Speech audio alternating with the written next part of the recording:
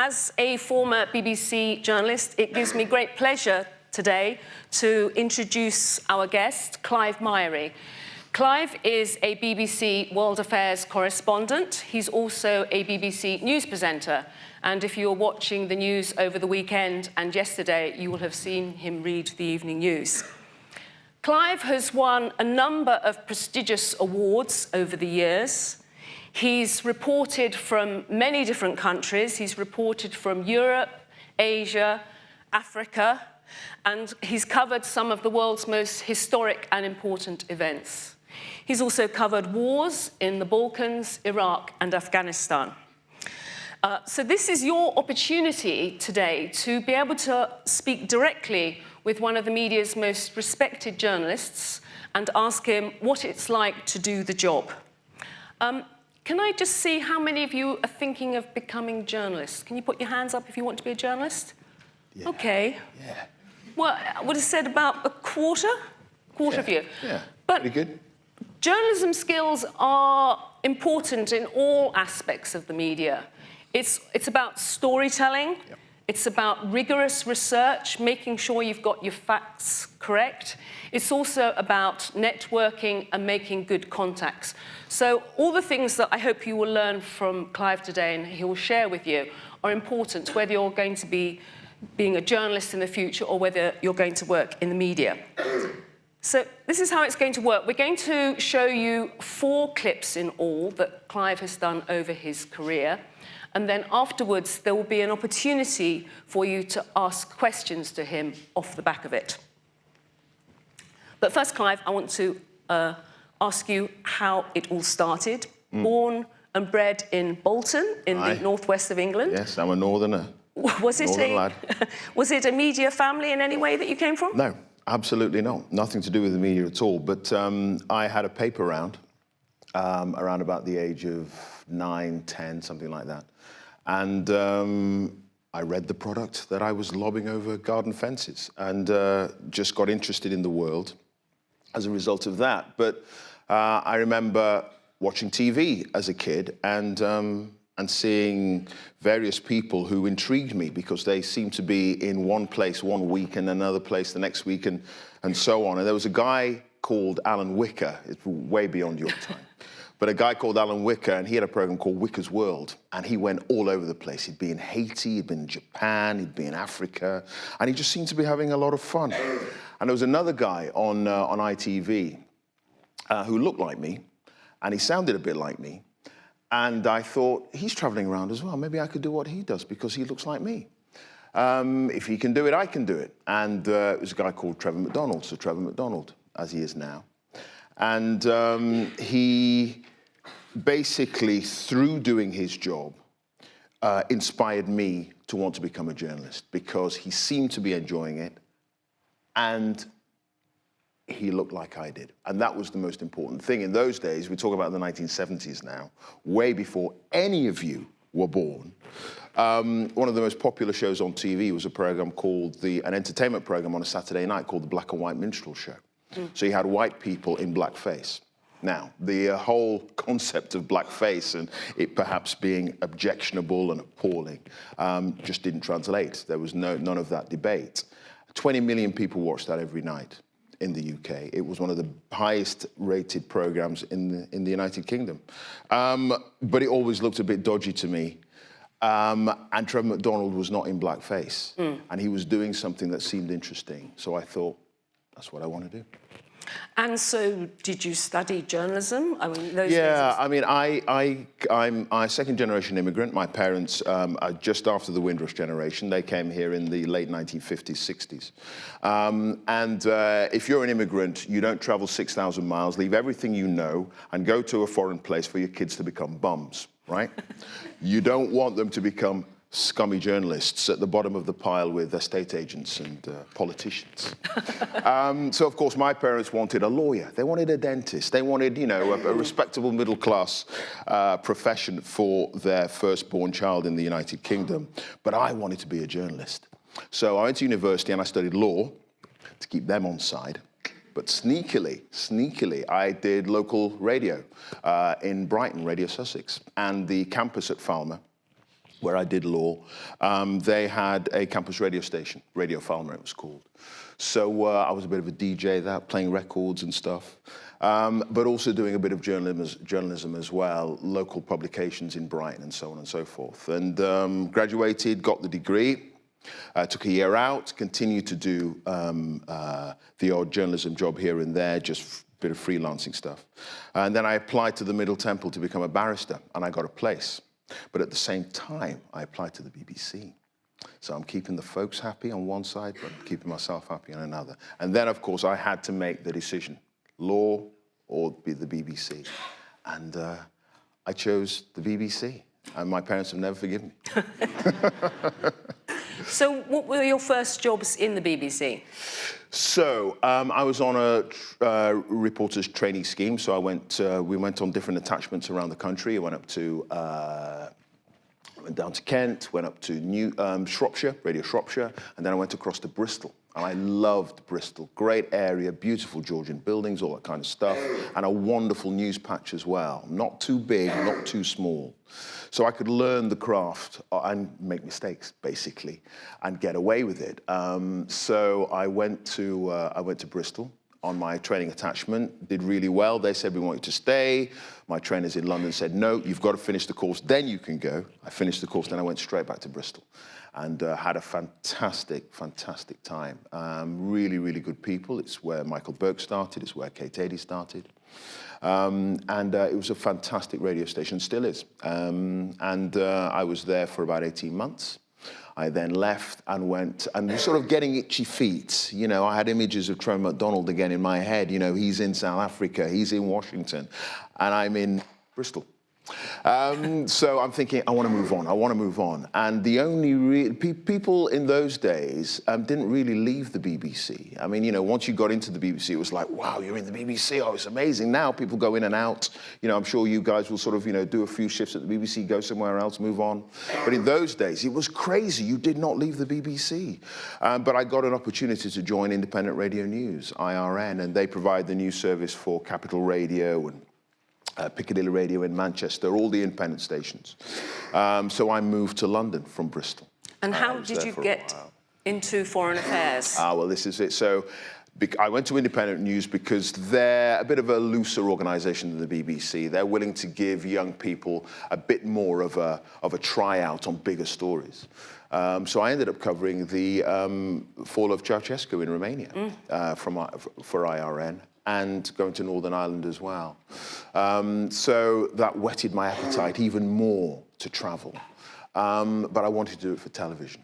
Okay. And that was the thing. So it was somehow finding a way to move from network radio to TV. And by a stroke of luck, the company that owned independent radio news, I think it was called Crown Productions or something, may have changed now, they happened to get the franchise for a fledgling satellite TV station called BSB, which is the forerunner of Sky. And they needed reporters, so they just went to the newsroom and said, right, who wants to try out for BSB? And I said, I did. So I went to BSB and I started reading the news there, and that's how I got into TV. And then a job came up back in local television in Bristol. And because I'd already been there, and because all of a sudden I've got network experience covering wars abroad, and I've got satellite TV experience, I walked straight into the job back in Bristol in television. So a series of very fortunate circumstances led me back to TV in Bristol, and then I ended up moving to London. Well, let's see one of your first foreign affairs reports. It's from Liberia in 1995. You were one of the first Western journalists to get into the interior of the country and interview the warlord Charles Taylor.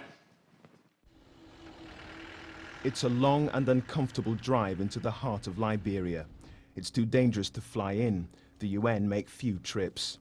This woodland is classic bandit country, where Liberia's warlords have been fighting for control for over 5 years. This particular area is in the hands of the National Patriotic Front of Liberia, or NPFL.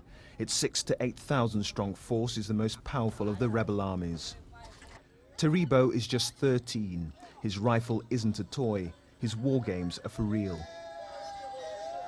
Children have to grow up fast here. These young boys say they freely want to fight. Are you scared when you go into battle? He said no, he's not afraid when he moves at the battlefront. Charles Taylor is leader of the NPFL, and he began the Civil War back in 1989. His attack on Liberia's capital, Monrovia, led to the execution of the dictator Samuel Doe. Depending on your viewpoint, Charles Taylor is either a common warlord and killer or savior of the people. Freedom is not free. It does take a certain amount of blood and guts. So often in these cases of revolutions, you advance them for the better, but it is not free. It does cost lives. What one tries to do is to limit the amount of destruction in his country. This hospital has treated thousands of victims of the Civil War. They include survivors of the Yosi massacre, a small village where last month marauding soldiers in a frenzied attack chopped and swung with machetes for half an hour, killing 70 people. This pregnant woman was chopped across the back and arm with a cutlass, but managed to run away. Up to 250,000 people have died during the 5-year Civil War. It's estimated that 80% of the population have lost their homes. The vast majority of the suffering and killing has been here in the interior of the country, far away from prying eyes. Liberia was founded by freed slaves from America almost 150 years ago. The national flag reflects that past. Ordinary Liberians today still feel like slaves, shackled to a conflict they can't control. Our children and our mother and our sister and brothers, they are suffering in this part of Liberia. Look at little children. Look at everybody. We are facing problems. How to get our food to eat on time. So we are suffering. This week's meeting of West African leaders is the 17th peace summit since the violence began. While Liberians are desperate for change, their hope is running out. Clive Myrie, BBC News, Liberia. So that report is, what, almost a quarter of a century old now? My word. Looking so young there. I had hair. I had hair. A report like that, it takes a lot of teamwork to pull it together? It does, yeah. I'd gone to Bristol. I was in regional TV in Bristol, so I was learning how to put together TV packages, but obviously hankering towards network news. And I basically sent a show reel to the editor of BBC Television News in London, and to the head of news gathering, a guy called Chris Kramer. And they saw the tape and said, oh, it's all right. So I started doing weekend shifts. So I would do 4 shifts in Bristol, Monday to Thursday. I'd then get in I had a really lovely cherry red Mark IV Spitfire. Soft top, gorgeous. Always broke down and it leaked. But I'd be in this car and I'd be sort of shuttling to London every Friday night. Go to London, do a Saturday shift, do a Sunday shift, and then drive back Sunday evening and then do the shift on Monday. So a lot of commitment there. A lot of hard work. But it worked, and I got to London and they said, look, we just want ideas. And I said, right. I was doing shifts at the Today programme, and I came up with a couple of ideas to go to Croatia, to go to Algeria. And the editor of TV News, a guy called Vin Ray, he said, give us ideas too. So I said, okay, Liberia, I want to go to Liberia. And he said, all right, here's 10 grand, here's a cameraman, off you go. And that was the result. That was the result. Okay. Any questions from the audience that you'd like to ask Clive, having seen that? Yes, over the gentleman in the check shirt. Could you stand, please, when you ask your question so that the cameras can see you? Thank you. Hi, Clive. Hey, I'm man. Alan. Hi, Alan. Well, if you're going over to Liberia meeting a warlord such as like you did back almost a quarter of a century ago, Thanks, do you mate. ever get... No worries. Thought I had to remind you.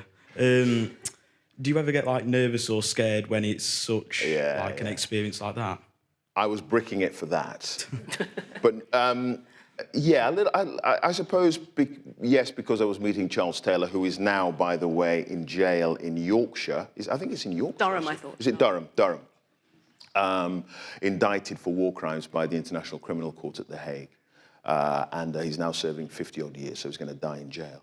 I was bricking it for that, less so because of the story, but more so because it was my first TV news piece. And as I say, they gave me a lot of money and a cameraman to go over there and do it. And that's why I implore all of you to sort of just think about this in terms of your careers. And that's why I wanted to go to local radio, local TV, and get my mistakes done there.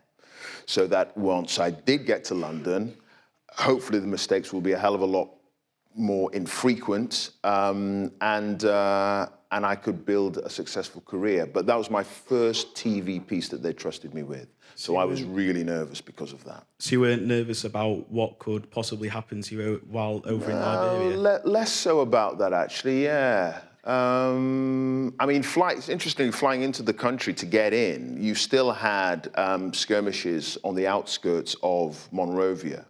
So the plane couldn't fly in at a normal sort of angle. You had to do what's called a corkscrew landing, which means that the plane basically sort of comes down and it spirals down like that, which is really scary, really, really scary. So that was scary. The war was largely over in the center of Monrovia, so I didn't sort of worry about possibly, you know, getting involved in some kind of shooting match. To be honest with you, with that story, it was about just getting the story right and not messing it up and hoping that Vin and the bosses were okay. And yeah, they popped it on the telly, which was great. Thank you. Any other No worries, questions? man. Yes, the lady in the blue there. Hi. Hi there. How do you come up with your stories? And you said that you had ideas and stuff that you gave, Yeah. and then another question as well is that how did you find like your case studies and like even the interview with that guy? How did you even get in contact and be able to organise that? Yeah, great questions. Ideas, it's just stuff that I'm interested in, and I was really interested in the developing world, really interested in Africa and Asia, and much of my early foreign reporting has been in those parts of the world. Liberia was quite interesting. What also gave me slightly an edge in selling the story to the bosses was that no one else had got in there. So I had lots of meetings before the trip with aid agencies who were on the ground, so Save the Children, Médecins Sans Frontières, that kind of thing. Talking to them about how I get in, the areas that I should stay away from, what would be safe, what would not be safe. And basically they have contacts, those aid agencies, on the ground. And I remember the BBC has correspondents all over the place. There was a West Africa correspondent, but they hadn't got in there at that time. But it was clear because that piece was done about 3 or 4 weeks before peace talks were taking place, that the various former combatants to what was going on there wanted to get the message out that they were for peace. So getting Charles Taylor was pretty good. But it was interviewing him in the interior of the country where very few people had got in that gave it a little bit more of an edge. I think eventually he came to the center of Monrovia and spoke as far as the peace conference was concerned. So little things like that. You talk to aid agencies, you talk to local fixers, you talk to local reporters on the ground, then you see if you can find a way in. Thank you. Pleasure. Do you think Charles Taylor was surprised to see a young black reporter from the BBC? Yeah. Most people are. Because when you think of the BBC, you think of, white, patrician, organisation that's very, very British. A lot of people refuse to believe that I am British. The idea of a black Briton abroad, just that concept doesn't exist. Most black people abroad are either African or they're American. So when I was posted in Los Angeles, some of the guys in the office thought I was putting the accent on.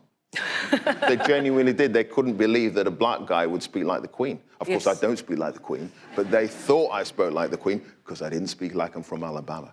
And that's the thing.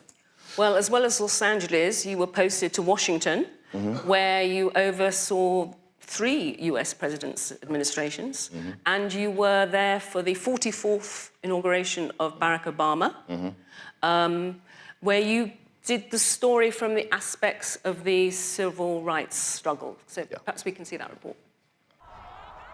There was an intensity to the moment, on the faces of a sea of people watching their country change before their eyes. 44th President of these United States.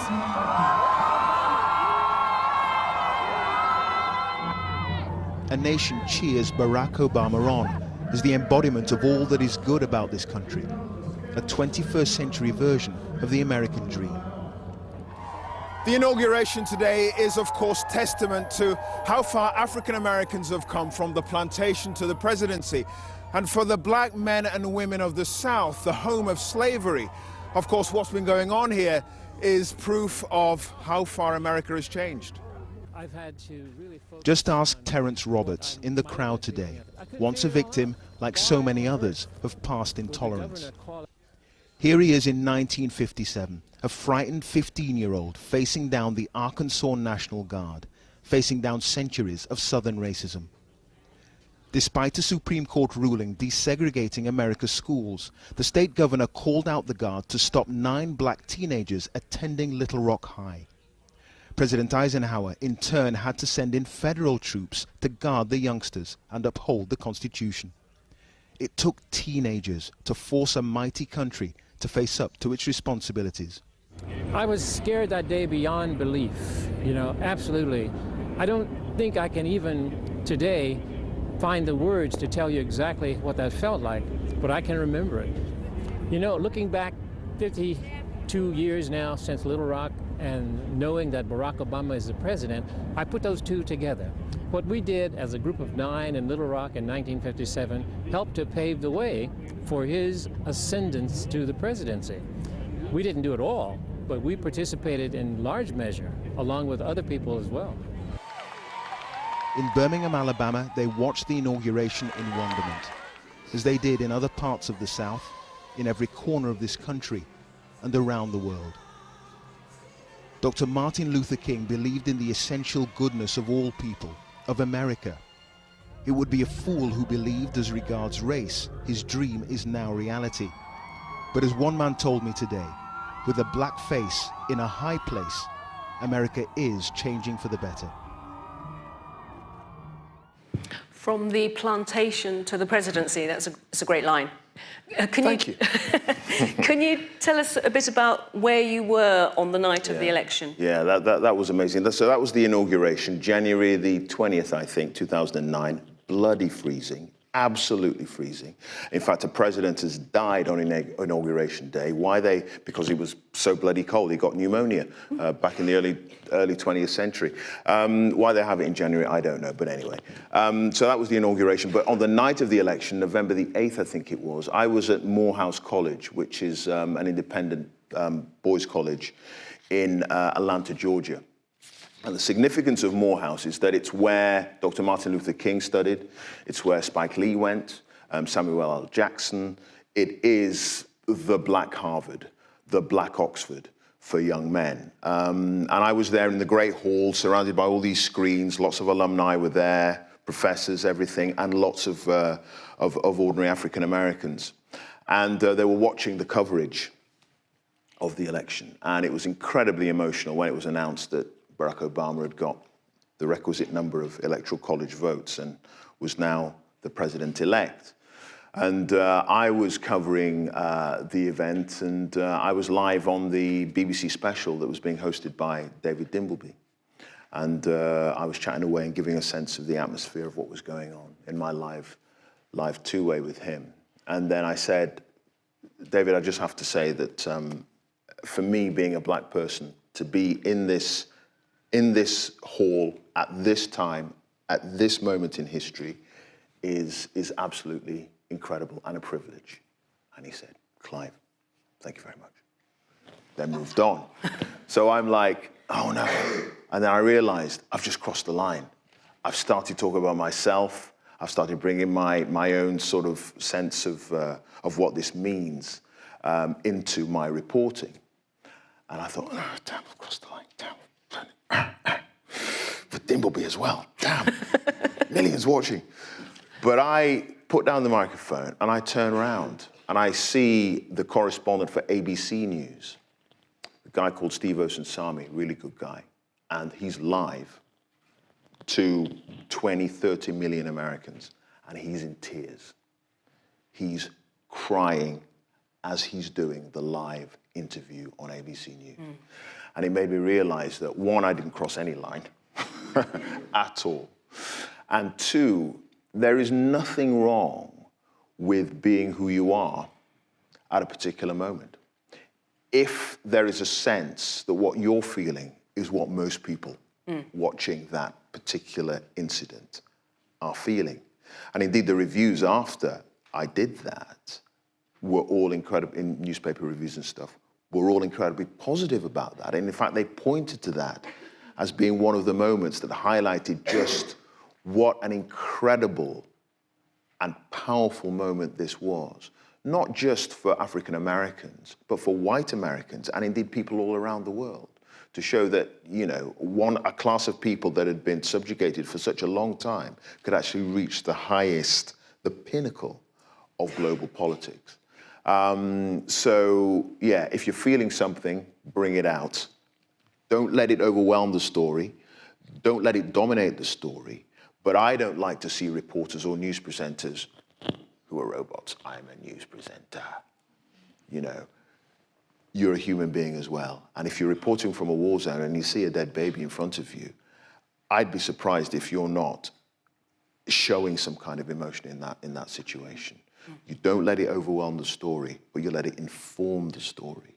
And I think the great correspondents and reporters, Martin Bell, Marie Colvin, you know, the people who I look up to, they were able to translate a story for a viewer through their own experience of that story, and that's really important. Okay, thank you. Some more questions for Clive? Yes, down there. Hello. Blue shirt. Thank you very much. Hello. I met a journalist. He was covering the war stories, and he quit the job, not because of danger, but as he told me, he was struggling in selling the story as he saw it, because the network, all kind of network, were looking for a particular style, kind of story, and they weren't interested in his point of view, be it a real point of view or just his point of view, and they were looking to this, in his words, this or particular kind of covering of the situation. How does it happening today, and how it was? Did the situation changed? Is there anything about it? Sure. I mean, I think there's a slight difference. Well, you'll notice actually from some of the pieces that you'll see a little bit later on, and that first piece that I did. I mean, that first piece in Liberia was fairly sort of straight and standard, and you know, quite sort of, you know, it went from A to B to C, and that was very much the style quarter of a century ago. You know, you simply plotted a piece straightforwardly. You didn't shift in time. Do you know what I mean? If that's possible. Pulp Fiction. You know the movie Pulp Fiction? You know how it shifts in time. You know, it'll start with one end and it'll go to another, and then, you know, you're slightly discomfort. I mean, you can get away with that kind of style a little bit, not too much, but a little bit in TV news now.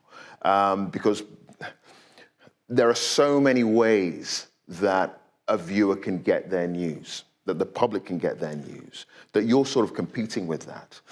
And so you need to keep the narrative interesting. You need to keep the storytelling interesting. And you need to bring people into what you're trying to say. Do you know what I mean? And you use stylistic devices to do that, and storytelling devices to do that. Now, it could well be that your friend or whomever it was you were talking to, that they felt that there was a way of telling a particular story that he didn't like. All I would say is that media organizations have their own concerns, whether it's the bottom line, you know, making sure they're getting advertising dollars, or just wanting to compete in the marketplace to get viewers. They will feel that there should be a particular way that you do things. I think the trick is to try and get your imprint onto what they want. You see what I mean? You box and cox. Because at the end of the day, he's left, which means he's not telling those stories. I mean, maybe he's gone somewhere else to tell those stories, which is great, but what he wants to get out has no chance of getting out because he's not working at that organization. Do you see what I mean? So I think you've got to remember that your bosses have other concerns that they're thinking of, and you've got your own concerns, and it's somehow marrying the two together. It's being clever about it, if you can see what I mean. But you've got to be true to the essential truth of the story. And if they're saying, if the bosses are saying it's black, and you're saying, actually, no, it's white, then clearly there is a problem. What you're hoping is that you can blend the two together. But I think you do have to be cognizant of the fact that the higher-ups, they've got issues. They've got their own issues as well. And that includes the BBC. Yes, there. Thank you. Hi, my name is Hello. Amina. Hi there. As a journalist, when you have to research all the stories happening in the world, and most of them are bad, do you ever feel overwhelmed, and how do you cope with that? Has it ever made you want to quit? Yeah, quite a few of them are bad, but the Obama story was just a fantastic story. That was a great story. Do you feel overwhelmed? Sometimes, when you're in the middle of a story, that can happen. I remember I was filming in East Timor, which is a little island off the south of Indonesia, and the Indonesians didn't want this little island to get independent, so they sent their troops in and they massacred people. And I was there for about a month, and you just saw lots of horrible things the whole time. And that was very, very upsetting, actually. And that conflict has stayed with me for quite a while. But I suppose the way you deal with it is realize that if you're not there and other journalists like you aren't there, then that story isn't getting out. And that's what this job is about. It's about storytelling. It's about it's about translating people's experiences into a televisual form to inform the rest of the world what's going on. It may affect change. It may cause, I don't know, the UN or an aid agency to get involved, or it may cause one person on the street to put an extra pound in the collection tin for that charity that's working there. It may change something, it may not. But if you're there, you're giving the opportunity, or giving that story the opportunity to get out to other people. So that's what keeps you going. The fact that it might just help. It might just change something. As I say, sometimes it does, sometimes it doesn't. But plus, even though sometimes it can be a strain and it can be difficult, there's still beneath all that a level of excitement that you're in a weird place that no one else, might ever have the chance to go to.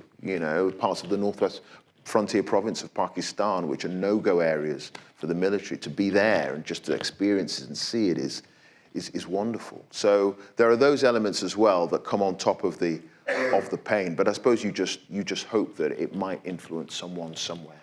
You never know.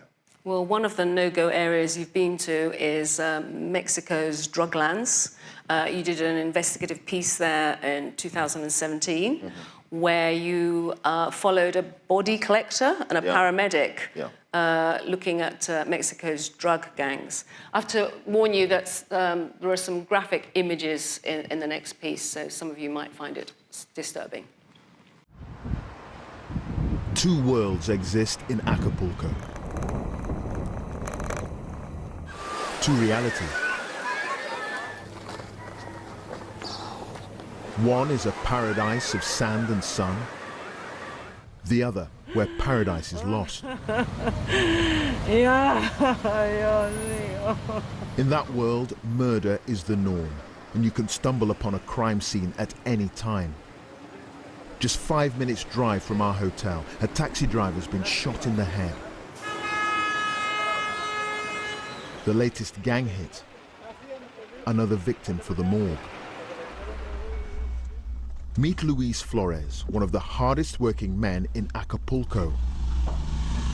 He's a body collector. And his latest job is a corpse dumped in a residential neighborhood. The deaths, gang-related murders, turf wars for control of the streets. Disposed of with the rubbish in broad daylight, this man shows signs of being tortured. There have been so many murders here in the last week. Luis has run out of body bags. 20 minutes later, he returns to the morgue, a place reserved for those with strong stomachs. The epidemic of murders in Acapulco is putting unbearable strain on the city's resources. There simply aren't enough freezers here, so bodies rot in bags on the floor.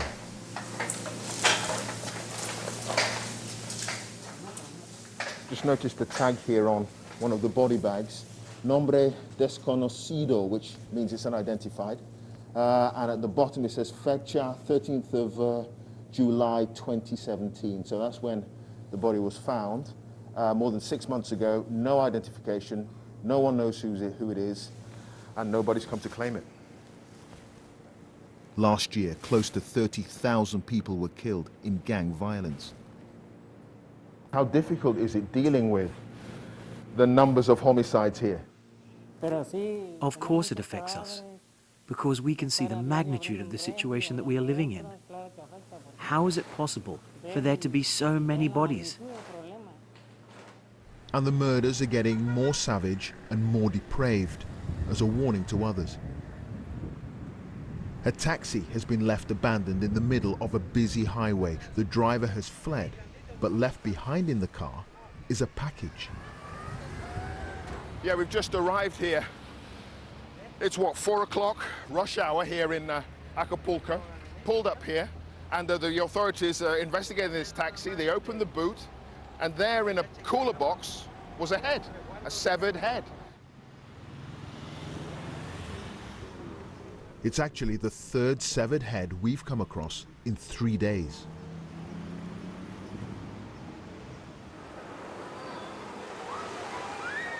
Foreigners used to flock to Acapulco, but there are few Americans, after State Department advice that it's as dangerous here as Afghanistan or Syria. Military patrols look after mainly the Mexican tourists who've braved coming here.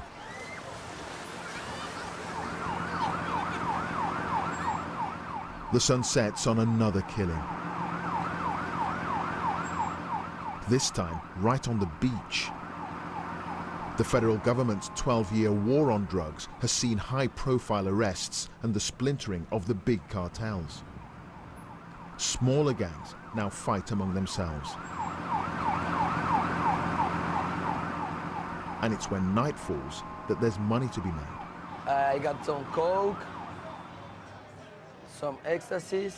This former dealer didn't want to be identified, break the code of silence of the gangs, and you could end up dead. You can get it from a cartel. Why do the cartels kill people? Ford was a good cartel here, and Acapulco was good, you know, was no kidnapping, no extortions, it was good, but now it's not a stronger cartel in Acapulco, so it's all that death is because of that. 1,000 miles north of Acapulco, there is a single all-powerful cartel in the state of Sinaloa. They agreed to meet with us, but we were never told the exact location for our midnight rendezvous. And the man who agreed to speak is a top lieutenant in the Sinaloa cartel. If you go to Jalisco or Guerrero, the fight is between criminal groups, no cartels. It's because they are small groups, they murder each other, they kill innocent people, they decapitate innocent people, they hang innocent people. They are no cartels, they are criminal groups. We challenged him on the devastation caused by the drugs trade, the ravaged communities and lives lost. But he defended his business, saying no one forces people to become addicts. And he claims politicians understand the benefits of a single, powerful cartel. None of the candidates in Mexico's upcoming presidential election would ever admit that, and all say they want to destroy the cartels. But this highlights Mexico's dilemma. How should it fight the war on drugs? Back in Acapulco, On the front line of this battle, Luis has another grim collection to make. A man's been shot in the head. A mother's only son. It's believed the dead man may have refused to pay a criminal gang extortion money. Llegó la mala noticia que mi hijo no iba a llegar donde yo lo estaba esperando. His name was Elvis Mendoza. He was 25. Now, he's in Luis's care. Clive Myrie, BBC News, in Acapulco. How long does it take to fix getting interviews with the Mexican authorities and a drugs lord? Yeah, it took a while, as you can imagine. Most of it was done by a brilliant fixer that we've got in Mexico City. She basically knew how to get in touch with the cartels. I mean, what's interesting about the drug cartels is that they've got big egos, the guys who run these organizations, and they like being on TV. As long as you don't show who they are and where they are, which was the case. I mean, you know, we had to travel at night, and we weren't blindfolded, but you could not see on the road. And then as you got closer to the location, suddenly these torches would pop up, and you could see the single beams and they would guide the cars in.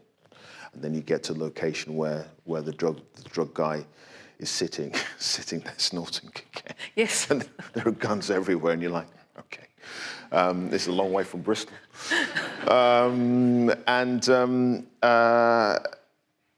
And they also believe, which is interesting, they also believe that they're providing a service.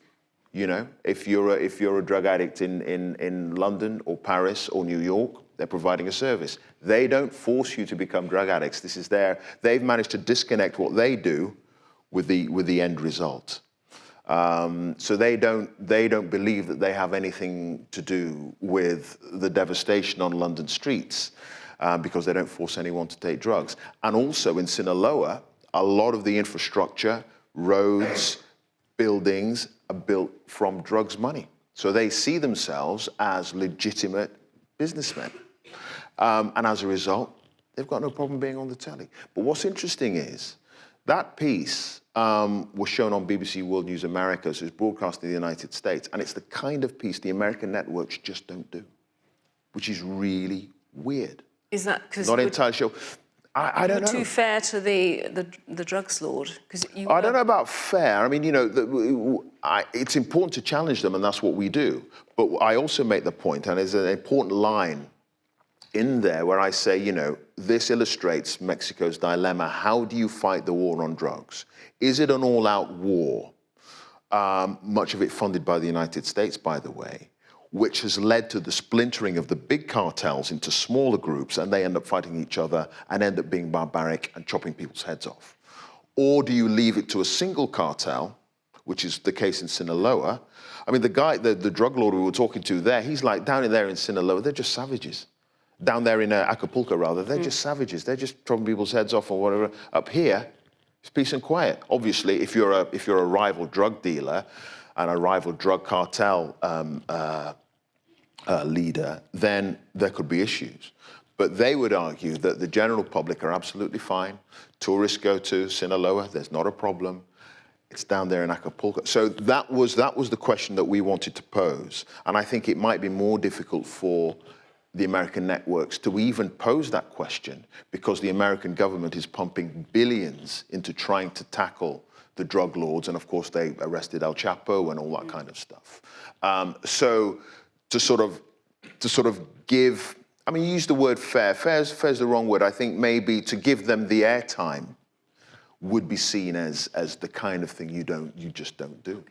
So American audiences have no idea, which is quite interesting, I think. Okay. Some questions for Clive. Down right at the front here. If you can stand. Right. Yeah. Sorry. Hiya. Hi there. Hi.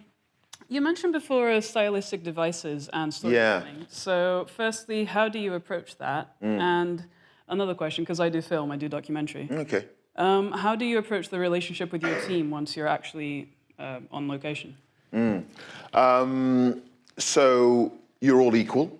To answer the second question first, you're all equal. That's the first thing. I mean, I remember when I started in Los Angeles in the early 90s, and the BBC had a partnership with ABC News. So we would work out of their offices and use their facilities and so on. And I'd be going on stories with the ABC News correspondent. And the ABC News correspondent, this is the early 90s, the ABC News correspondent would be eating lunch there, and the cameraman and the fixers were on another table. I mean, that was the division of labor, which is weird, right? Absolutely weird. So you work as a team. Anne, who was the fixer who set all that up, she is part of the team. So we do everything together, and that's it. So there's absolutely no hierarchy. And obviously, we were all deferring to her because she's the local. Her Spanish is better than mine. She knew the people, and that was great. So that's the first thing. There should be no hierarchy. You're all the same. Now, so what was the first question again? Stylistics. So that's a really good question, because I think, there were really big differences with that piece compared to the first piece that I did. So at the beginning of this piece, there was like a little menu, which you normally have in documentary filming. You sort of set up what's going on. In news, because you've only got 2.5 minutes, 3 minutes, maybe 4 or 5 if you're lucky, you don't really have the time to do that. But we felt we had the time to do that with this piece. It's 6. So yeah. So we and that was 6 minutes long. So we set up a little bit of a sort of teaser of what's coming on later. So that's the kind of stylistic trick that I just wouldn't have thought of for that very first piece that I did. And in fact, you never did. I mean, the big correspondents in those days, John Simpson over there, I don't think they would have used that kind of thing. TV news and storytelling evolves and it changes. And a lot of it follows documentary making, actually. So any innovations that you might see in a documentary, TV news people are sort of watching, thinking, yeah, I might nick that. I might steal that. Having interviewees talk directly to the camera, as if they're addressing the viewer directly. You would never have had that in TV news 5 years ago. You see that quite a lot now, actually. In fact, there was a piece last night on the 10 o'clock news that did that. Telling a story through the viewer's, through the interviewee's eyes, point of view filming, that kind of thing that you might be well aware of in documentaries that is now part of the language and the grammar of television news.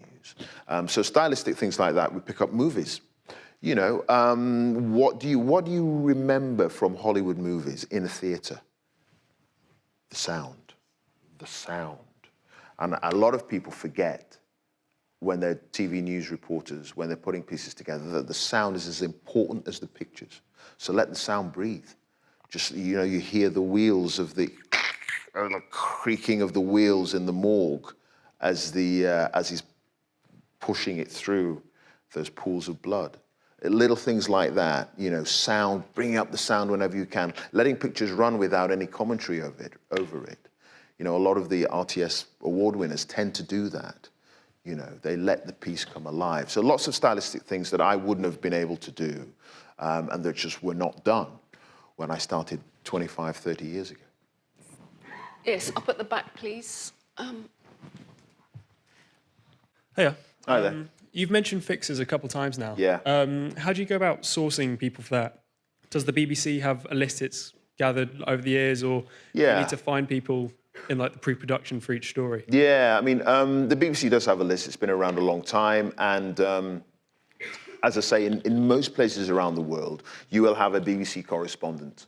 Not necessarily sent out from London, but someone who lives there and is based there and that the BBC uses whenever they need to.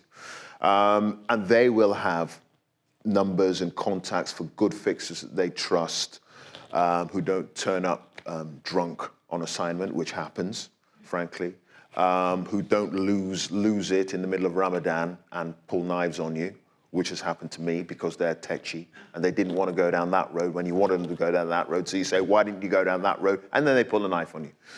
Not that I'm bitter. This happened in Libya in 2011. He didn't get me with a knife, thankfully.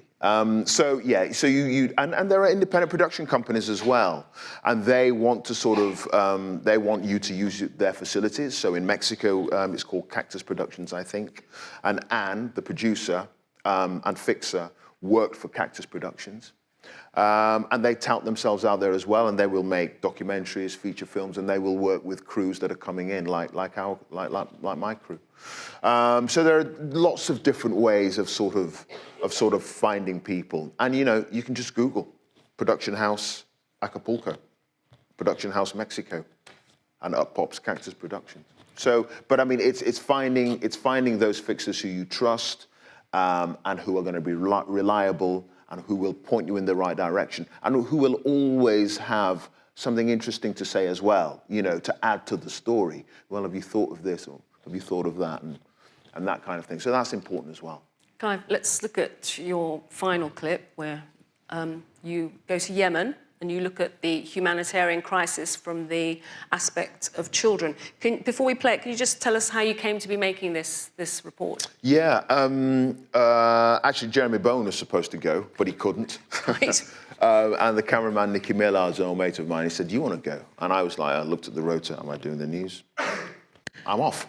So I went, and I'd never been to Yemen. So again, it's that whole Trevor Mcdonald thing, Alan Wicker thing. I want to go to these places and see what's going on. I'd never been.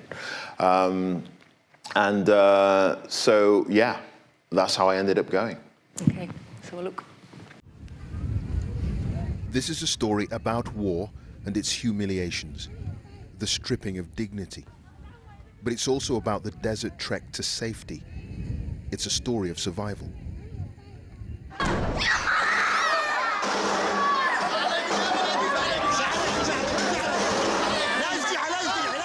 There's panic at a school in the Yemeni capital Sanaa, a city under Houthi rebel control. A Saudi coalition airstrike targeting a nearby building has blown out the school's windows. In this conflict, death can come from the air at any time, for kids as well as soldiers. What began as a civil war has become a proxy struggle between Saudi Arabia, backing Yemen's government, and Iran, alleged to be backing the rebels. The Houthis claim this is a bomb from the attack that didn't explode. Several countries, including the UK and America, have sold billions of pounds worth of weapons to Saudi Arabia during this war. Apart from arms dealers, this conflict has no winners, and civilians are the biggest losers. Imagine what those displaced by the war are running from, if this is what they're running to. Dusty makeshift desert settlements across Yemen, home to 3 million people and counting. But it's a pitiful existence in a place like this, in the middle of a pitiless war. Only the most basic shelter protects from the unrelenting sun and the sand of the desert. Yemen, already the Arab world's poorest nation, is now on its knees.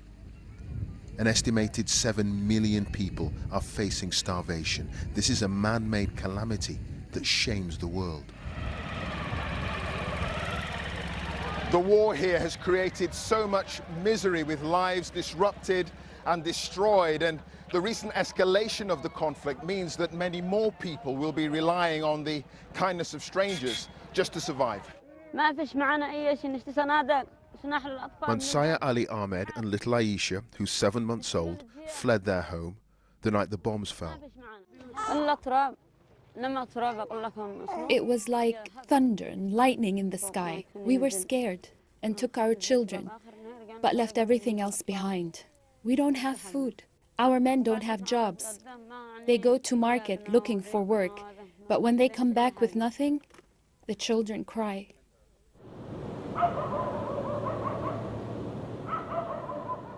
Aden is one of the ports at the end of an aid pipeline that helps sustain more than 21 million people here. That's 3/4 of the population. But it's a precarious humanitarian operation as Saudi Arabia controls Yemen's borders. A blockade has already seriously affected aid flowing into ports in rebel-held areas in the north, and the harbour at Aden here in the south can be shut down at a moment's notice. Saudi Arabia says sealing this country's borders will cut the flow of weapons to rebel forces. But aid shipments can be searched and verified, so why prevent all goods coming into Yemen? While using aid as a weapon of war is nothing new in this conflict. The Houthi rebels have themselves been accused of blocking aid convoys, so despite warehouses full of food, millions are at risk of starvation. Aid workers acknowledge this is a dirty war where both sides have questions to answer. They have their own tactics to use the aid we are bringing into the people, either to prevent it from people or give it to the people that they favor, and for sure that is how they use the aid. And if we cannot reach people to give them this food, then definitely they will die.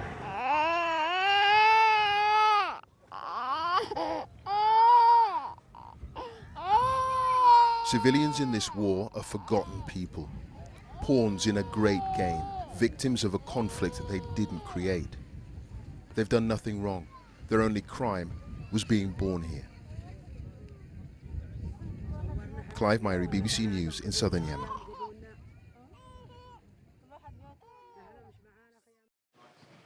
Those pictures of traumatized and starving children, it must be hard not to, be overwhelmed by that. Yeah, no, absolutely. I mean, as I say in the track there, they were just born there. I mean, that's their crime, and that's how they're treated. And it's one of those places that is really difficult to get into. I said flippantly that I went because Jeremy couldn't go. That's true, but still, getting in was immensely difficult, just getting the permissions and the visas and all that kind of stuff. And I know journalists who've flown to Cairo to get the connecting flight into Aden.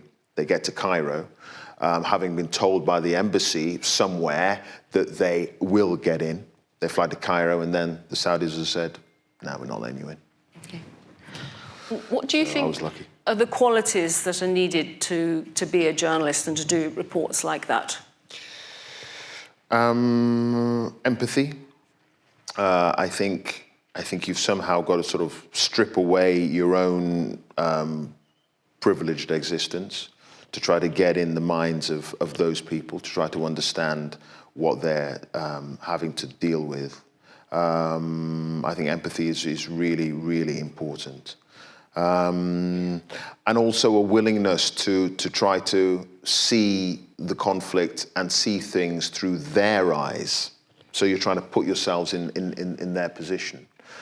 You're not a Westerner or a well-fed foreign correspondent going in there looking through a glass window at these people. You've somehow got to get through that glass and try to relate their experience back to the viewer at home. And being able to put yourself in someone else's shoes is really the most important thing, to be honest with you. And then just trying to tell their story as honestly as possible. And it's not about you. Yeah. It's not about you, the reporter. It's about them. It's about them. And for those who are here today who are hoping to break into journalism as a career, what would your advice be about the best way to go about doing that? Well, I mean, the industry's changed so much since, I got in ages ago. I mean, you've got to have tenacity and a willingness to work really, really hard. There's no question about that. I mean, you need that in any walk of life, I suppose, to try and get up the ladder. But I think it's particularly important for journalists, and also just try to map out where it is you want to be in 5 years' time, and then another 5 years' time, and then another 5 years' time. Because you're not going to come in and read or present the 10 o'clock news or do that kind of thing from the very beginning. So you need, if that's what you want to do, it may not be what you want to do, but if that's what you want to do, then you've got to work out a plan on how to get there. But I mean, when I was starting, the possibility of writing stuff online and being on the internet, starting a blog and all that kind of stuff didn't exist. It feels to me as if that is the way for a lot of people to get in there, get into the business now, to have some kind of record of the work that you've done that you can show employers to get in. And there was no BuzzFeed, and there was no, you know, YouTube and all that kind of stuff. So it's changed a hell of a lot. But try to learn the craft of storytelling with pictures or radio or sound before you try to get those bigger jobs. Because as I say, there are so many people trying to do it. If you make the mistake at that level, you could well not get that opportunity again. So start on the low. Well, Clive Myrie, thank you so much for sharing your insights into the profession today with us. Pleasure. Thank you.